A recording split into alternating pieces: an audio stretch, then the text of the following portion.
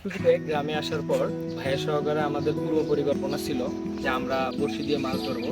তো যেই কথা সেই কাজ, বড়শি বানানো মোটামুটি শেষ। বড়শির টোপের জন্য সংগ্রহ করবো পিঁপড়ার ডিম। এটাতে অনেক অনেক পিঁপড়া, আশা করতেছি এখানে অনেক ডিম পাবো। ভাইয়ের হাতে পড়ে গেছে।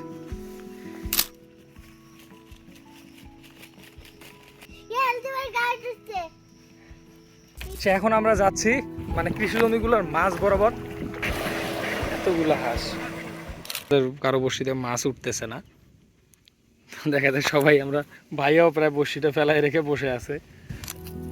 ভাইয়া ভাইয়া ভাইয়া ভাই উঠছে, এই উঠছে উঠছে অনেকক্ষণ পর। আসলে এটা হবে কি, এটা হচ্ছে কই, একটা ছোট কইয়ের বাচ্চা। প্রথমবার একটা মাছ ওঠার পর থেকে আমাদের একের পর এক মাছ উঠতেই থাকে।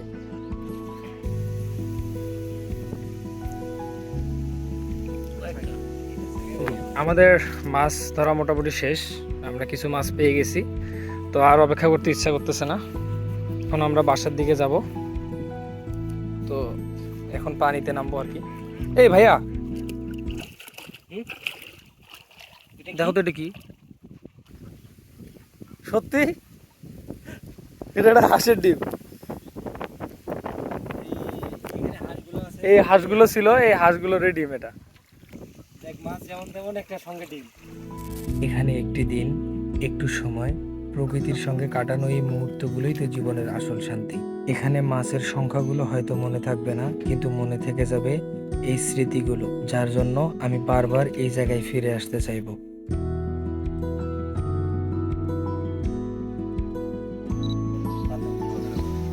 এখন আমাদের বড়শি